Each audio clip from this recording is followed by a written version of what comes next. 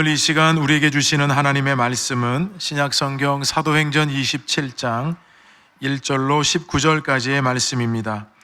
제가 가진 성경으로는 신약 235면에 있습니다. 제가 읽고 마지막 절은 함께 읽겠습니다.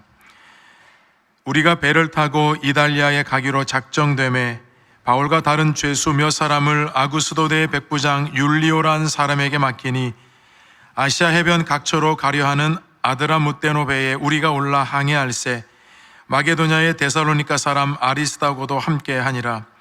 이튿날 시돈에 대니 율리오가 바울을 친절히 대하여 친구들에게 가서 대접받기를 허락하더니 또 거기서 우리가 떠나가다가 맞바람을 피하여 구브로 해안을 의지하고 항해하여 길리기아와 밤빌리아 바다를 건너 루기아의 무라시에 이르러 거기서 백부장이 이달리아로 가려 하는 알렉산드리아 배를 만나 우리를 오르게 하니 배가 더디가 여러 날 만에 간신히 니도 맞은편에 이르러 풍세가 더 허락하지 아니하므로 살몬의 앞을 지나 그레데 해안을 바람막이로 항해하여 간신히 그 연안을 지나 미항이라는 곳에 이르니 라세아시에서 가깝더라.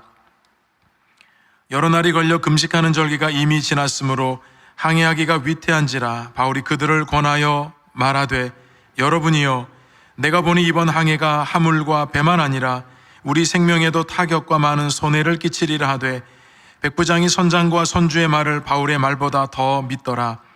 그 항구가 겨울을 지내기 불편하므로 거기서 떠나 아무쪼록 베닉스에 가서 겨울을 지내자 하는 자가 더 많으니 베닉스는 그레데 항구라.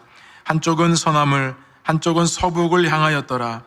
남풍이 순하게 불매 그들이 뜻을 이룬 줄 알고 닻을 감아 그레데 해변을 끼고 항해하더니 얼마 안 되어 섬 가운데로부터 유라굴로라는 광풍이 크게 일어나니 배가 밀려 바람을 맞추어 갈 수 없어 가는 대로 두고 쫓겨가다가 가우다라는 작은 섬 아래로 지나 간신히 거루를 잡아 끌어올리고 줄을 가지고 선체를 둘러감고 스르디스에 걸릴까 두려워하여 연장을 내리고 그냥 쫓겨가더니 우리가 풍랑으로 심히 애쓰다가 이튿날 사공들이 짐을 바다에 풀어버리고 함께 읽습니다.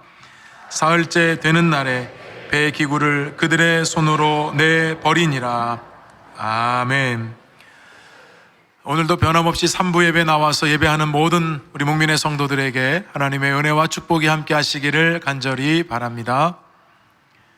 우리 앞뒤자 보시면서 반갑게 인사 나누시겠습니다. 주님의 은혜가 함께 하시기 바랍니다.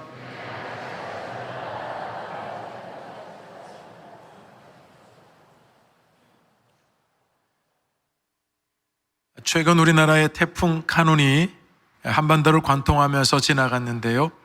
이 태풍은 필리핀 동쪽 해상에서 발생한 6호 태풍이었습니다. 이 태풍의 이름을 짓는 것을 보면 참 재미있더라고요. 이번 태풍 카눈이라는 이 뜻은 태국의 열대 과일 이름입니다. 원래 바라밀이라고 하는데 일명 잭프루트라고 하는 이 과일의 이름. 왜 과일의 이름으로 태풍 이름이 지어졌을까 봤더니 과일은 먹기 쉽고 연약하죠. 그래서 아마 이 태풍도 그렇게 지나가기를 바라는 마음으로 태국에서 제안했다고 합니다. 1884년부터 2023년까지 139년 동안 우리나라에 남해안으로 태풍이 상륙을 해서 충청권을 지난 태풍은 단 15개밖에 안 됩니다. 그런 가운데 이 태풍 카눈은 우리에게 두 가지 기록을 남겼는데요. 첫 번째는 바로 이 백두대간을 그대로 뚫고 지나가는 그렇게 관통하는 태풍으로 처음 기록이 되었습니다. 두 번째는 이 태풍의 경로를 예측하지 못한 채 이 태풍은 우리의 예측을 빗나가서 한반도를 관통했다는 것입니다. 우리나라뿐만 아니라 주변 나라들도 이 태풍에 대해서 여러 자료들을 가지고 다 예측을 하지만 그 예측 모두가 다 빗나간 태풍이 카눈이었습니다. 여러분, 태풍 하나만 하더라도 우리가 예측하기가 이렇게 어려운 것입니다. 하물며 여러분, 우리들의 인생인들 어찌 예측할 수가 있겠습니까? 우리가 사도행전 말씀을 나누지만 사도행전은 성령 행전이라고도 해요. 그런데 성령께서 운행하고 있는 이 행전 가운데서도 우리가 전혀 예측하지 않은 일들이 수도 없이 일어나고 있는 것을 우리는 말씀을 통해서 확인하고 있습니다. 혹이라도 오늘 예배 자리에 나온 가운데 혹시 여러분 삶의 자리가 이와 같이 예측하지 못한 어려움과 폭풍을 만나서 참으로 힘들고 어렵고 이 문제를 어떻게 헤쳐가야 될지 모르는 가운데 혹시라도 이 예배 자리에 있다면 그분들에게 특별한 하나님의 위로하심과 더불어 하나님의 말씀이 여러분의 삶의 인생의 어려움에 큰 답이 될 수 있기를 주님의 이름으로 축원합니다. 2년 동안 바울은 가이사랴에 구금이 되어 있었죠. 총독 이 베스도가 재판을 할 때 나는 가이사에게 상소한다라는 말 한마디로 결국 바울은 로마로 호송되게 됩니다. 이 청문회가 여러분 끝났을 때 한 장면을 성경이 기록해요. 총독 베스도와 아그리빠 왕이 다 바울의 얘기를 이 청문회를 통해서 들은 다음에 그들의 반응이 뭐였냐면 저 바울이라는 사람이 황제 가이사에게 상소하지 않았다면 지금이라도 당장에 석방될 수 있었을 텐데, 왜냐하면 그는 사형을 당할 일이나 어떤 범죄로 인해서 이렇게 결박당할 일이 전혀 없었기 때문에 지금 당장이라도 풀려날 수 있었을 텐데 라고 서로 말을 합니다. 근데 여러분, 그 사람들이 모르는 것이 무엇일까요? 그 사람들은 바울을 향한 하나님의 섭리와 뜻을 모릅니다. 세상 사람들이 전혀 알 수 없는 길이 있는 것입니다. 만약에 바울이 그들 생각대로 석방이 되었다고 한다면 바울은 암살단 40명으로 인해서 쥐도새도 모르게 바로 죽임을 당했을 것입니다. 하나님께서는 바울을 향한 계획을 가지고 계셨기 때문에 하나님은 이제 가이사랴에서 로마로 호송하게 하십니다. 자, 여러분, 이 가이사랴에서 로마까지는 무려 2240km 정도 됩니다. 만약에 여러분 이 지중해를 이제 그대로 배를 타고 통과해서 올라가야 되는데 기상이 좋다고 한다면 열흘 정도면 도달할 수도 있고요. 혹이라도 좀 기상이 좋지 않으면 적어도 한 달 정도 되면 그 로마까지 갈 수 있는 거리입니다. 그런데 뜻밖에도 훨씬 더 많은 기간이 이곳에서 소요가 됩니다. 그리고 이 길 또한도 순탄해 보이지 않습니다. 그때 여러분 우리는 기억해야 합니다. 순탄한 것은 주님의 뜻이고 순탄하지 않은 것은 주님의 뜻이 아니라고 하는 이분법적인 사고를 우리는 내려놓아야 합니다. 어떤 상황에서도 섭리하고 역사하시는 주님의 뜻이 계시기 때문입니다. 우리는 그런 관점으로 오늘 말씀을 함께 살펴보면서요, 이제 바울은 가이사랴에서 로마로 호송이 됩니다. 그 가운데 우리는 두 가지를 오늘 본문에서 우리가 아주 상세하게 보면 긴 구절을 읽었잖아요. 그 가운데 두 가지를 꼭 기억하셔야 되는데, 첫 번째는 바울과 함께 하고 있는 사람들이 있었다는 겁니다. 그 인물들을 주목하셔야 합니다. 그리고 두 번째는 이 항로를 아주 매우 세세하게 오늘 27장의 기록을 다 해두었습니다. 어찌 보면 단순하게 그냥 몇 구절로도 설명할 수 있을 것 같은데 아주 자세하게 기록한 여러분 이유가 또 있게 됩니다. 우리 그런 의미를 마음속에 두시면서 오늘 말씀의 은혜를 나누겠습니다. 우리 1절 2절 함께 읽어보겠습니다. 우리가 배를 타고 이달리아에 가기로 작정되매 바울과 다른 죄수 몇 사람을 아구스도대 백부장 율리오라는 사람에게 맡기니 아시아 해변 각처로 가려 하는 아드라무테노 배에 우리가 올라 항해할세 마게도냐의 데살로니가 사람 아리스다고도 함께 하니라.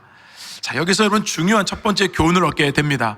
믿음의 동역자를 주신 것이 은혜라는 것입니다. 우리가 배를 타고, 분명 바울은 혼자 아닙니까? 근데 우리가 배를 타고, 누가 도대체 배를 함께 타고 있다는 겁니까? 두 사람이 함께 하고 있습니다. 그 첫 번째 사람은 바로 이 사도행전의 저자인 누가입니다. 바울이 지금 이 배에, 아드라무테노 배에 승선하게 될 때에 의사 누가가 함께 타고 있습니다.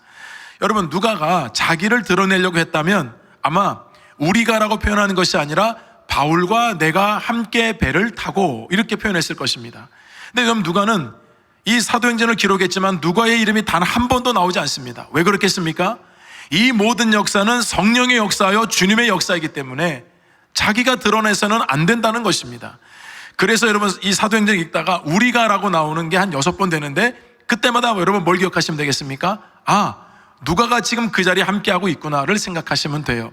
그러니 여러분, 바울이 가이사랴에 2년 동안 구금되어 있을 때 누가는 그의 주변을 떠나지 않았던 겁니다. 그리고 만약에 누가가 승선하지 않았다고 한다면 저와 여러분이 읽었던 오늘 사도행전 27장의 내용은 없는 것입니다. 누가가 함께 승선했기 때문에 승선 모든 마치 항해 일지처럼 자세하게 기록을 해두어서 오늘 우리들에게 하나님께서 들려주고 계신 것입니다. 여러분, 그런 차원에서 참 누가의 동역이라고 하는 것은 참 눈물겹게 아름답습니다. 그가 의사잖아요. 바울이 몸이 굉장히 연약하지 않았습니까? 하나님께서 그 누가를 곁에 두셔서 바울의 건강을 살피게 하시면서 동역하게 하시는 것이 바울에게도 또 누가에게도 얼마나 서로에게 위로가 되었겠습니까? 두 번째, 오늘 여러분 등장하는 인물, 이 우리가에 포함되는 사람은 데살로니가 사람 아리스다고라는 사람입니다. 자, 여러분, 이 사람이 갑자기 뜬금없이 등장하는 것 같지만 참 이분도 귀한 분입니다. 참 믿음의 동역자를 하나님께서 두실 때 참 여러분 그분들이 얼마나 귀한 분들인지 모릅니다. 바울과 이 아리스다고라는 사람은 여러분 어디서 만났을까요? 에베소라는 곳에서 만났어요. 바울이 에베소 여러분 그 전도여행하면서 복음을 전하게 되잖아요. 근데 여러분 그 당시 에베소는 이 아뎀이라고 하는 엄청난 신전이 있던 곳입니다. 7대 불가사의 중에 하나라고 할 정도로 이 아뎀의 신전은 어마어마하게 컸습니다. 가로가 120m고 또 여러분 세로가 60m 될 정도로 기둥만 해도 127개 어마어마한 신전이에요. 하여튼 별로 안 놀라시니까 우리만 해도 성전 기둥이 2개인데 하여튼 어마어마한 신전 가운데 여러분 에베소 사람들은 그 에베소의 수호신이 아데미 신이라 생각했던 거예요. 여러분 그러면 그 신상을 이용해서 많은 사람들에게 이 신상을 팔고 우상을 팔고 이 에베소로 오가는 수많은 사람들에게 이걸 장사로 하는 사람들이 있었던 거죠. 그 대표적인 사람이 데메드리오라는 사람이죠. 이 사람이 은으로 이렇게 우상을 만들고 신전 모양을 만들어서 에베소 사람뿐만 아니라 수많은 오고 가는 사람들에게 팔았습니다. 여러분 우리가 어떤 관광지를 가보면 거기서도 그 관광지가 유명하면 항상 그런 걸 팔잖아요. 여러분 이 당시에는 완전히 독점을 하고 있었던 겁니다. 그런 가운데 여러분 생각해 보세요. 바울이 에베소에 도착을 해가지고 복음을 전하는 것이 무엇이었냐면 예수 그리스도의 십자가와 부활이었지만 이렇게 수많은 사람들에게 우상을 손에 들려주고 그걸 파는 사람들을 여러분 보면서 너무나도 마음이 안타까웠던 겁니다. 그래서 바울이 선포하기를 사람의 손으로 만든 것은 신이 아니다. 여러분 이렇게 선포하니까 데메드리오가 아주 발악을 하는 거죠. 자기는 그거 팔아서 여러분 이 생업을 이어가고 있고 그걸로 이런 부를 축적했는데 여러분 바울이 그렇게 얘기하니까 자기 생업에 타격을 입을 것을 두려워해서 에베소 사람들을 선동하잖아요. 그 가운데 사람들을 갑자기 선동하면서 여러분 원형 경기장으로 사람을 끌고 갈 때 바울 곁에 있는 사람이 아리스다고였습니다. 영문도 모른 채 바울 곁에 있었다는 이유만으로 끌려가게 되었지만 결국 이 오해가 풀려서 아리스다고가 풀려납니다. 근데 여러분 그때부터 지금까지 아리스다고는 바울 곁에 있습니다. 아마도 바울과 함께하는 이 사역이 하나님 나라를 이룬다는 확신을 가지고 여러분 바울과 함께 동역한 것이 아니겠습니까? 그래서 어떤 학자들은 지금 이 아드라무베노에 여러분 승선하게 될 때에 누가와 아리스다고가 함께 타고 있는데 아마 타는 것이 쉽지 않았을 것입니다. 그런데 많은 학자들은 어떻게 얘기하냐면 그 당시에 탈 수 있는 유일한 길은 그 사람의 종이라 노예라 하면 그 노예는 같이 승선하겠다는 겁니다. 그래서 아마 이 두 사람은 이 바울의 나는 노예이다 라고 얘기를 하고 승선하면서 정말 그렇게 바울을 섬긴 것이 아닌가 학자들이 추측을 해봅니다. 어쨌든 이 누가는 자기가 그 배 승선을 했고 아리스다고도 함께 동역을 했다고 여러분 이 성경에 기록을 했습니다. 얼마나 아름다운 일인지 모릅니다. 그러니까 여러분 바울은 한 번도 혼자 사역을 감당한 적이 없어요. 이 아리스다고도 얼마나 귀했는지 나중에 골로새서에서 바울은 자기가 감옥에 있다는 것을 동역했다는 것을 기록하기 위해서 나와 함께 갇힌 아리스다고 그 이름을 그대로 성경에 기록하고 있다는 것입니다. 사랑하는 여러분, 아마도 두 사람은 정말 바울의 노예는 아니었지만 종은 아니었지만 하나님 나라를 이룬다는 마음으로 함께 사역을 감당했기 때문에 하나님이 바울을 통해서 이와 같이 위대한 일을 감당하셨던 것이에요. 여러분 우리는 주님의 일을 감당할 때 우리도 이와 같은 것을 경험하게 됩니다. 분명 내 힘으로는 감당하기 매우 어려워요. 어쩌면 불가능할지도 모릅니다. 근데 하나님께서 그때마다 놀랍게도 생각지도 않았던 동역자들을 붙여주셔서 그 일이 되게 하시는 것을 경험하게 하시는 것이 바로 하나님의 사역인 것입니다. 저는 여러분들의 주변에 이와 같은 믿음의 동역자가 많아지기를 주님의 이름으로 축원합니다.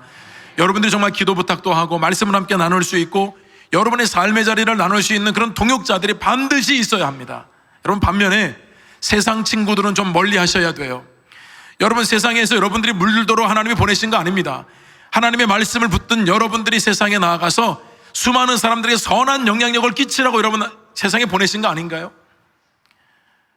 여러분들이 만약에 친구를 가까이 할 때에 정말 여러분들의 친구들의 영혼을 마음에 품고 내가 이분을 정말 그리스도에게로 인도하겠다는 여러분 사명이 있다면 가까이 하십시오. 그리고 선한 영향력을 끼치셔도 좋습니다. 근데 그렇지 않고 오히려 세상과 어울리면서 세상과 짝하면서 그리스도인도 아닌 채 여러분 그렇게 살아간다고 한다면 결국 여러분들은 세상이 여러분 물들어서 여러분 또한도 그냥 세상 똑같이 살고 교회 올 때는 여러분 교인이지만 나가면 세상 사람들과 별다를 것이 없다고 한다면 여러분 그것처럼 안타까운 인생이 어디 있겠습니까? 그래서 여러분 믿음의 동역자가 필요한 거예요. 동역자가 있을 때 기도 부탁도 하고 내가 혹시라도 잘못된 길을 걸으면 믿음의 동역자들을 통해서 권면도 받게 되잖아요.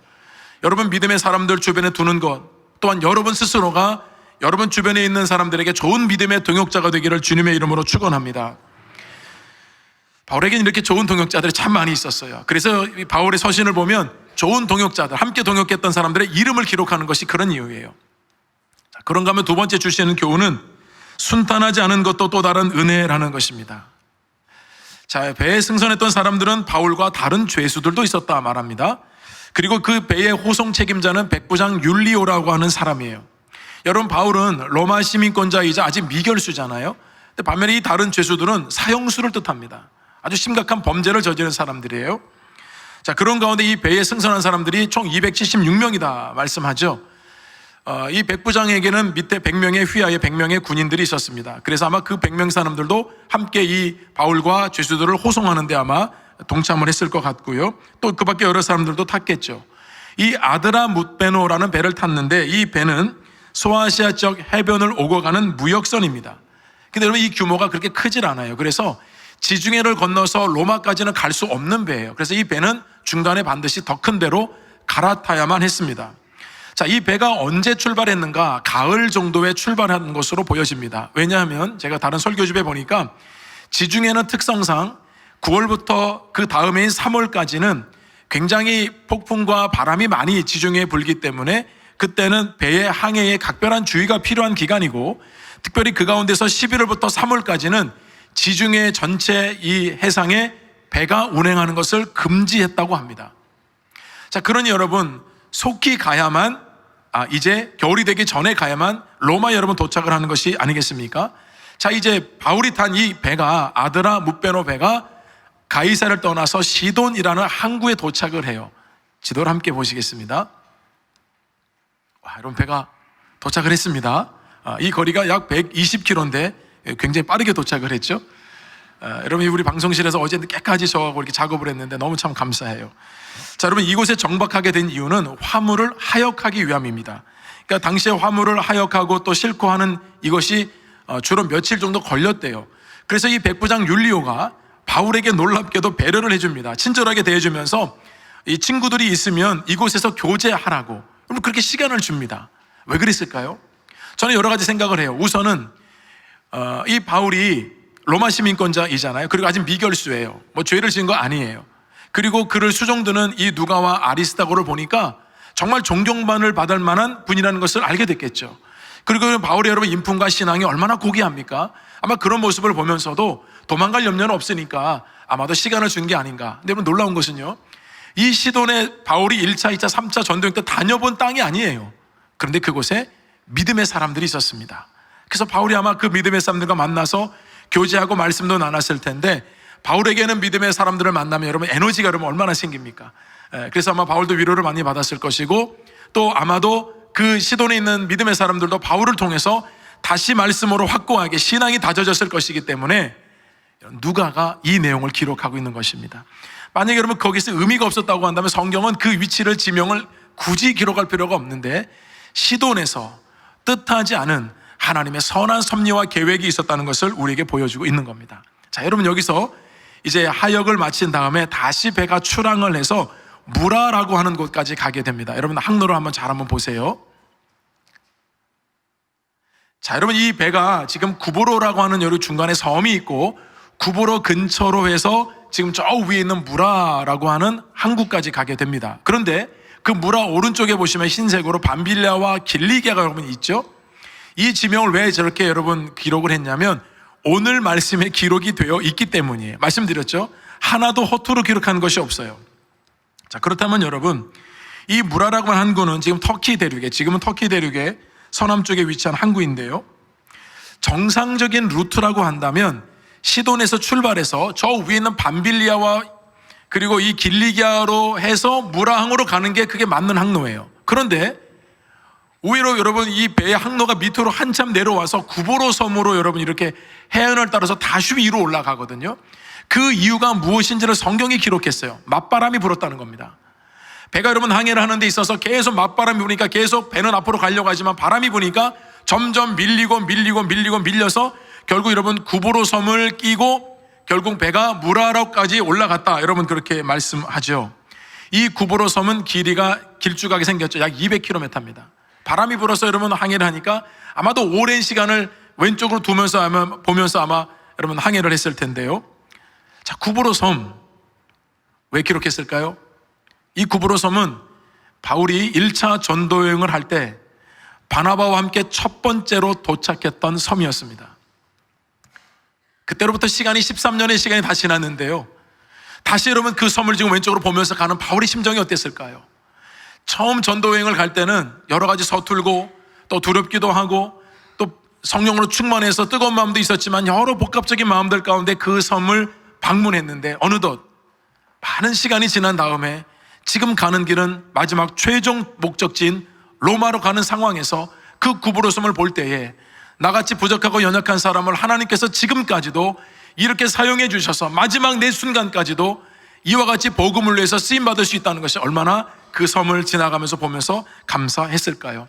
그래서 아마도 누가는 그런 모습을 보면서 구보로 섬에 이 결국 맞바람을 해서 배가 밀렸지만 오히려 그러므로 구보로 섬을 가까이 보면서 걸어가고 있는 바울의 모습을 보면서 이 구보로 섬에서 맞바람으로 지나가게 됐다는 것을, 해안으로 지나가겠다는 것을 우리로 하여금 기록해서 보게 하고 있는 것입니다. 또 하나의 지명을 우리에게 보게 하죠. 5절 함께 읽어보겠습니다. 길리기아와 밤빌리아 바다를 건너 루기아의 무라시에 이르러. 자, 좀 생소한 지명이지만 길리기아와 밤빌리아 두 지명을 말했습니다. 자, 원래 우리는 지도를 봤잖아요. 원래대로 하면 지금 구보로 섬을 지나서 무라 항구로 가는 거예요. 근데 우리가 봤지만 밤빌리아와 길리기아는 저 위쪽에 있는 곳이거든요. 근데 지금 누가는 표현하기를 밤빌리아와 길리기아 바다를 건넜다 그렇게 얘기를 해요. 왜 그랬을까요? 이유가 있겠죠. 여러분, 이 첫 번째 이 길리기아라고 하는 지역은 다소가 있는 곳입니다. 다소가 어디입니까? 바울의 고향입니다. 그가 어린 시절 그곳에서 태어나서 자랐고 지금은 바울이 나이가 많이 들었습니다. 마지막으로 자기의 고향을 보고 있습니다. 부모님 덕분에 태어날 때부터 로마 시민권을 갖게 됐고 부모님 덕분에 예루살렘으로 유학을 가서 그 가말리엘 학파에서 공부해서 바리새인이 됐습니다. 정말 전도 유망한 그 바리새인이 되어서 율법대로 산다고 그리스도인들만 잡아다가 여러분 핍박했지만 만약에 주님께서 자기 자신을 만나주지 않으셨다고 한다면 이런 바울의 삶이 어떻게 되는 것입니까? 마지막 나이가 들어서 자기 고향을 바라보면서 내가 태어난 곳이요, 내가 자란 곳이요, 그러나 내 인생이 헛되지 않았구나. 우리 주님께서 나를 만나주셔서 내 인생의 마지막이 내 고향을 바라보면서 부끄럽지 아니하고 나는 지금도 복음을 위해서 이렇게 쓰임받고 있다는 것이 얼마나 감격하고 감사했을까요? 그래서 누가는 이것을 놓치지 아니하고 길리기아 바다를 지나갔다고 고백하고 있습니다. 두 번째는 밤빌리아입니다. 여러분, 밤빌리아는 또 어떤 일이 있었을까요? 바울에게는 이 밤빌리아에는 버가라는 곳이 있었습니다. 이 버가에는 바울이 여러분 전도 여행을 갈 때 바나바와 함께 가게 되지만 젊은 청년 한 명이 동행하게 되죠. 그 사람의 이름이 마가였습니다. 근데 이 마가는 여러분 아주 부잣집 아들이었잖아요. 마가의 다락방 기억하시죠?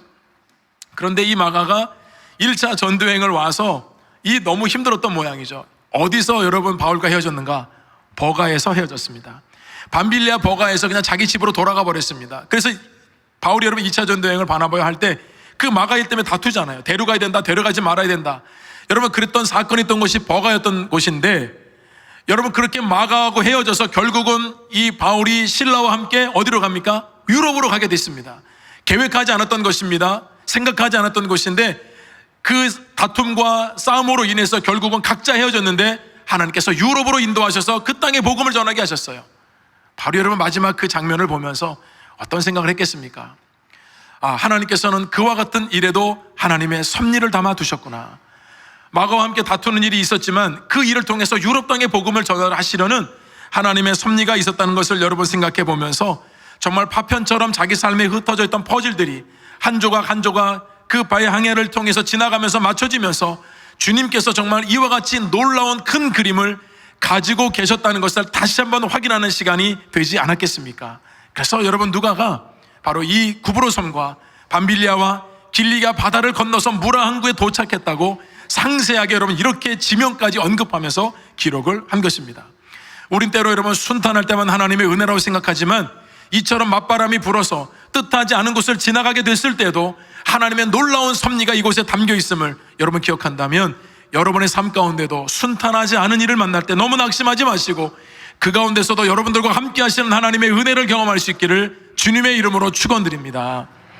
세 번째는 폭풍이 침몰시키지 못하는 것이 은혜라는 것입니다. 여러분 바울 일행이 이제 배를 갈아타야 되잖아요. 무라 항구에서 배를 갈아타게 됩니다. 그래서 거기서 가장 큰 배였던 알렉산드리아 배에 276명이 다시 승선을 하게 돼요. 여러분 이 배는 애굽에서 온 배예요. 왜냐하면 당시에 애굽이 여러분 곡창지대잖아요. 그러니까 로마가 식량을 여러분 수송할 때 이렇게 알렉산드리아에서 배를 무라 항구까지 오게 해서 이탈리아 반도로 올라오게 했습니다. 근데 여러분 그 당시에 전쟁이 워낙 많았기 때문에 개인이 소유한 배에 계약을 맺고 그 계약을 통해서 사람들을 승선할 수 있도록 했습니다. 그래서 여러분 이 아드라무베노 배가 무라 항구에 와서 이 알렉산드리아 배로 다시 갈아타게 됩니다. 그런데 여러분 이 배 또한도 순항하지를 못해요. 우리 7절 함께 읽어보겠습니다. 배가 더디가 여러 날 만에 간신히 니도 맞은편에 이르러 풍세가 더 허락하지 아니하므로 살몬의 앞을 지나 그레데 해안을 바람막이로 항해하여. 참 여러분 정말 전문적인 용어까지 다 써가면서 여러분 이렇게 썼는데요. 이게 무슨 뜻이냐면 지금 배가 큰 배로 알렉산드리아 배 다 타서 무랑을 이제 출발해서 이탈리아 반도로 가야 되잖아요. 그런데 바람이 북서풍이 엄청나게 몰려와서 배가 앞으로 전진할 수가 없다는 것입니다. 원래 니도라고 하는 이 항구는 한 이틀이면 가는데 정말 겨우겨우 간신히 그 섬의 항구에 도착을 했다는 겁니다. 자, 그러면 여러분 배 선주가 여러분 저와 여러분이 한다면 이제 결정을 해야 되거든요. 둘 중에 하나예요. 첫 번째는 그 북서풍 바람이 계속 몰아치니까 여러분 이 배가 제대로 항해를 못하니 북서풍이 가라앉을 때까지 여러분 그 항구에 정박해 있는 거죠. 두 번째는 제대로는 맞서지 못하니까 우회하는 겁니다. 우회. 밑으로 해서 돌아서 여러분 가게 되는 것인데 이 선주는 후자를 택합니다. 결국 여러분 결국 알렉산드리아 이 배가 출항을 그래도 계속 하게 되는 것입니다. 그래서 결국 이 북서풍에 밀리고 또 밀려가지고 우회하면서 어디로 가냐면 미항에 도착을 해요. 미항은 말 그대로 아름다운 항구라는 뜻인데 이 항구는 굉장히 작은 항구예요. 자, 우리 배가 간신히 도착한 모습을 보겠습니다. 간신히 도착하죠, 여러분. 얼마나 잘 만들었는지. 간신히 도착합니다. 여러분 생각해 보세요. 지금 바울은 배를 타고 여행하는 중이 아닙니다.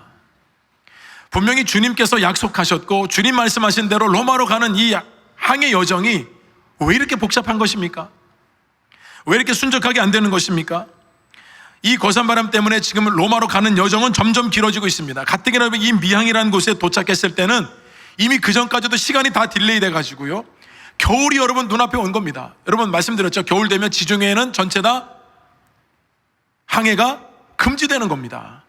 그러니까 이 미항에서 이 배는 겨울을 날 수밖에 없는 상황을 맞닥뜨린 거예요. 만약에 여러분 일기와 기상이 좋았다고 한다면 아마도 이탈리아 반도에 도착을 했을 것입니다. 근데 가는 곳마다 다 막히고 안 되고 맞바람이 불고 북서풍이 불고 여러분 이래서 결국 미항에 도착을 했습니다.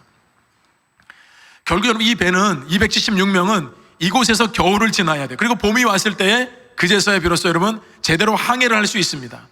여러분 우리가 생각하는 하나님의 은혜가 무엇입니까? 우리가 생각하는 하나님의 은혜는 언제나 하루라도 빨리 응답해 주시고 안 될 길도 길을 열어주시고 자녀를 위해서 기도할 때 대학도 한 번에 붙게 해주시고 직장도 승승장구하게 해주시고 심지어는 우리 건강에 조금 더 어려움이 없게 해주시고 여러분 물론 다 이것이 하나님의 은혜인 건 맞아요. 근데 여러분 하나님의 은혜는 그런 은혜만 있는 것이 아니에요. 고난과 환난과 역경을 통해서도 주시는 하나님의 은혜가 있다는 것입니다. 그 은혜는 그 과정을 통해서 더 깊이 하나님을 만나게 하시고 그리고 더 깊이 하나님을 사랑하게 한다는 것입니다. 지금 여러분 뜻대로 잘 안 되는 것 같지만 사실 여기 하나님의 은혜가 다 담겨 있어요. 여러분 바울도 사실은 전혀 생각하지 않았어요. 이렇게 될 줄은 생각을 못했던 거죠. 그래서 미항에 도착하자 이제서야 바울이 일어나서 그 배에 타 있는 모든 사람들에게 바울이 말을 합니다. 자, 10절 11절 함께 읽어볼까요? 말하되 여러분이여 내가 보니 이번 항해가 화물과 배만 아니라 우리 생명에도 타격과 많은 손해를 끼치리라 하되 백부장이 선장과 선주의 말을 바울의 말보다 더 믿더라. 여러분, 바울은 위험성을 경고하고 있어요. 우리가 지금 이제 겨울을 맞닥뜨렸기 때문에 지금 이 순간에 배를 움직이는 것은 안 된다. 왜냐하면 엄청난 폭풍과 풍랑이 일어날 수 있기 때문에 위험하다는 것입니다. 여러분, 그렇게 경고를 했습니다. 우리가 싣고 있는 화물, 그리고 이 배뿐만 아니라 중요한 것은 우리의 생명이 위태로울 수 있다. 여러분, 이렇게 경고를 하죠. 여러분, 이렇게 말하는 이유가 있습니다. 바울이 지중해를 모르는 게 아니에요. 바울이 여러분 전도 여행하면서 지중해를 무려 13번이나 왔다 갔다 했습니다. 그래서 언제 어느 때 폭풍이 풍랑이 몰아치는지 여러분 그거 다 알고 있거든요. 근데 여러분, 275명의 의견 앞에서 한 명의 바울의 말이 완전히 묻히는 상황이에요. 바울은 고린도후서 11장에 3번 파선을 했고 일주야를 깊은 바다에서 지냈다 할 정도로 바다에서 파선도 경험해 보면서 바다가 얼마나 위험한 곳인지를 너무나도 잘 알고 있었습니다. 그래서 275명의 이 사람들의 생명이 너무나도 귀중하기 때문에 여기서 머물러야 한다, 겨울을 여기서 보낸다고 하니까 선장과 선주는 그렇게 하면 안 된다는 것입니다. 이 선장과 선주가 말하는 것은 이 작은 미항에 머물지 말고 조금만 더 가면 베닉스라고 하는 큰 항구가 있으니까 거기 가서 정박을 하자는 것입니다. 여러분, 이 논리에 책임자인 이 백부장 율리오가 바울의 말을 따르는 것이 아니라 선장과 선주의 말을 선택했습니다. 여러분, 지금 이 배에 승선해 있는 사람들의 모습은 다양합니다. 백부장과 이 부하들 얼마나 명예와 권력욕에 여러분 목말라 하는 사람들입니까? 선장과 선주, 이번 항해만 무사히 끝나면 그 많은 돈을 거머쥘 수 있는 좋은 기회를 얻은 사람들입니다. 무역선이니까 상인들도 여러분 많았습니다. 보따리 장사들, 특히 로마에 가서 이 물건을 팔아서 부유한 삶을 꿈꾸면서 살고자 했던 수많은 이 사람들이, 상인들이 이곳에 보따리 장사꾼들이 타고 있었습니다. 당시 로마는 최고 강대국이었기 때문에 좀 여유가 있는 사람들은 여러분 여행 삼아서 이 배에 승선한 사람도 있었습니다. 거기에 바울도 있었습니다. 거기에 다른 사람의 꿈을 짓밟아버린 죄수의 신분으로 타고 있는 사람들도 있었습니다. 여러분, 배에 타고 있는 사람들의 모습입니다. 어떤 생각이 드십니까? 인생의 한 축소판이라는 생각이 안 드십니까? 각자 인생의 목적을 가지고 나는 이것만 있으면 된다고 생각하고 그 배에 타서 자기 목적지를 향해서 가고 있는 수많은 사람들 가운데 우리도 있습니다. 그러나 여러분, 이 배는, 선정과 선주는 사람들의 생명을 생각하는 것이 아니라 돈을 먼저 생각하고 있어요. 왜 여러분 미항에 머물면 안 되는가? 작은 미항에 머물다가 혹시 이 폭풍으로 인해서, 바람으로 인해서 배 파손을 당하거나 안에 있는 물건이 손상을 당하면 그 모든 것들을 물어줘야 하니까 자기가 돈의 논리 때문에, 경제 논리 때문에 결국 여러분 미항에서 머물지 않고 바울의 말을 듣지 않고 결국 무리하게 베닉스 항구로 가자는 것입니다. 바울의 경고에도 불구하고 여러분 그 미항을 이 배는 떠납니다. 그리고 베닉스로 가게 됩니다. 우리 13절 함께 읽어보겠습니다. 남풍이 순하게 불매 그들이 뜻을 이룬 줄 알고 닻을 감아 그레데 해변을 끼고 항해하더니, 여러분 항상 우리들의 잘못된 확신과 착각은 여기에 있습니다. 우리가 하나님 말씀 앞에 순종하지 않고 말씀도 읽지 않고 기도하지 않고 우리가 선택하고 결정했는데요, 만약에 하나님께서 이것이 뜻이 아니면 곧바로 막으시면 우리가 뭐라도 생각해 보겠는데 하나님께 묻지도 않고 한 모든 것들이 너무나도 일이 술술 잘 풀리는 거예요. 마치 오늘 본문에 남풍이 순하게 부는 것처럼 276명 중에 바울 한 사람을 제외하고 275명은 모두가 똑같이 생각했습니다. 거 봐라, 순풍까지 불어주지 않냐, 저 늙은이 저 한 사람 말 들었다가는 우리가 어떡할 뻔했냐, 이렇게 순풍이 부니 베닉스 항구에 금방 도착할 거라고 생각한 겁니다. 여러분, 이런 착각하지 않습니까? 하나님 말씀에 순종하지 않는 여러분 그 삶이 어찌 순풍에 돛단 듯이 여러분 그 인생에 갈 수가 있겠습니까? 하나님이 사랑하신다면 반드시 그 길을 막으셔야 하는 거죠. 여러분 14절 함께 읽어보겠습니다. 얼마 안 돼요. 섬 가운데로부터 유라굴로라는 광풍이 크게 일어나니, 여러분 순풍은 얼마 가지 않아 멈추었습니다. 그리고 유라굴로라고 하는 큰 광풍이 일어났습니다. 이 광풍은 통제할 수 없는 상상을 초월한 광풍을 뜻합니다. 여러분 이 유라굴로라는 이 이름은 바람의 이름이 아니에요. 바람의 방향을 뜻합니다. 유라굴로라고 하는 것은 동북풍을 지칭하는 바람이에요. 그러니 양쪽의 두 기류가 여러분 이 바로 지중해에서 부딪혀서 충돌하면서 태풍이 생기고 그로 인해서 강력한 동북풍이 일어나게 되면 당연히 거기를 항해하는 배들은 당연히 뒤집히거나 큰 어려움과 낭패를 겪을 수밖에 없다는 것입니다. 여러분 그 배 출항을 했는데 어떻게 됐는지 한번 보실게요. 너무 잘 만들었어요. 너무 잘 만들었어요, 우리 방송실. 여러분, 저렇게 지중해 가다가 이 유라굴로를 만나가지고요, 이 동북풍을 만나가지고 배가 엄청나게 위험에 처한 겁니다. 통제가 안 되는 겁니다. 결국 여러분, 가우다라는 작은 섬으로 배가 밀려가잖아요. 스르디스는 모래 언덕을 뜻해요. 혹이라도 모래 언덕에 걸려서 배가 뒤집힐까봐 뭐 돛도 내려갔던 나름대로 해보지만 배는 여러분 점점 계속해서 휩쓸려 쓸려서 내려가는 상황입니다. 여러분, 인생의 배는 그런 거예요. 이 풍랑을 만나기 전에는 내가 주인이었거든요. 내가 원하는 대로 내가 가는 방향으로 다 갈 줄 알았거든요. 여러분, 풍랑을 딱 한번 만나고 나니까 내가 갈 수 있는 방향이 없는 것입니다. 여러분, 해와 달과 별도 보이지 아니하고 구원의 여망마저도 사라졌다고 모든 사람들이 고백하지 않습니까? 여러분, 이튿날 되니까 사공들이 그 실려있는 짐들을 다 바다에 버렸다고 했습니다. 여러분, 그 짐은 그냥 짐이 아니에요. 모든 사람들의 꿈이 담겨있는 짐입니다. 나는 그것만 있으면 내 삶을 성공적인 삶으로 이끌어 줄 거라고 확신하면서 가져왔던 소중한 짐입니다. 내 가족의 생계, 내 앞으로 미래를 다 꿈꾸면서 가져왔던 짐이에요. 그런데 생명이 위태로운 상황 앞에서 그 짐들은 아무런 효력을 발휘하지 못했어요. 그 짐들은 무용지물이었습니다. 내가 그토록 소중하게 여기고 가지고 있으면 모든 것이 될 줄 알았던 그 모든 것들이 생명의 위협 앞에서는 아무것도 아니라는 것을 그때서야 깨닫게 됩니다. 아깝지 않은 것입니다. 이것을 버려서라도 생명을 구할 수 있다면, 그래서 여러분, 사공들이 배에 있는 모든 짐을 다 버렸습니다. 그 버리고도 여러분, 이 풍랑과 폭풍이 가라앉지 않으니까 그 다음날에는 배에 있는 모든 기구들마저도 다 버렸습니다. 배를 가볍게 해야 되니까요. 여러분, 이것이 인생의 한 모습 아니겠습니까? 과연 여러분, 이렇게 성난 폭풍 누가 잠잠시킬 수 있습니까? 우리 하나님만이 이 일을 하실 수 있음을 믿습니다. 여러분, 이것이 우리의 믿음이어야 합니다. 어떤 폭풍과 풍랑이 몰아친다 하더라도 우리 하나님께서는 그것을 잠잠하게 하실 수 있을 뿐만 아니라 그 가운데서 하나님께서는 믿음의 사람들을 반드시 지켜내신다는 것입니다. 여러분, 이 상황에 하나님께서는 바울을 통해 하실 일이 있었던 것이에요. 그냥 풍랑이 몰아친 거 아닙니다. 그냥 폭풍이 몰아친 거 아닙니다. 276명의 생명은 지금 누구에게 달렸는가? 바울에게 달려 있습니다. 그래서 바울을 하나님께서 지키심으로 인해서 바울과 함께하는 수많은 사람들에게 구원의 메시지를 선포하고자 하나님께서 이와 같은 역사 가운데 함께 하셨다는 것입니다. 풍랑과 폭풍, 두렵고 무서운 것입니다. 인생의 항해를 하겠다고 수많은 것들을 오늘도 끌어안고, 여러분, 항해를 하는 수많은 사람들 다 나름대로 살려고 하는 꿈들과 비전들이 있지만 하나님 없는 꿈은 헛된 것입니다. 하나님 없는 꿈 가운데 폭풍과 풍랑을 맞으면 속수무책 내가 소중하게 여겼던 것들을 다 버릴 수밖에 없는, 여러분, 그런 상황을 우리도 맞닥뜨리게 될 것입니다. 하나님만이 우리의 소망이요, 하나님만이 우리의 능력이요, 하나님만이 우리를 풍랑 가운데서, 폭풍 가운데서 건져내시고 지켜주실 줄로 믿습니다. 그 하나님과 동행하는 한 주간 되기를 주님의 이름으로 축원합니다. 하나님 아버지, 은혜를 감사합니다. 우리도 때로 폭풍 속에 머물 때가 있습니다. 어찌할 바를 모를 때가 있습니다. 하나님, 그 가운데 믿음의 눈을 들어 하나님을 보게 하시고 우리를 붙들고 계시는, 우리가 그 폭풍 가운데서 무너지지 않도록 우리와 함께 하시는 그 신실하신 하나님을 바라보게 하시고 그 하나님을 붙드는 믿음을 허락하여 주시옵소서. 예수님의 이름으로 기도드립니다. 아멘.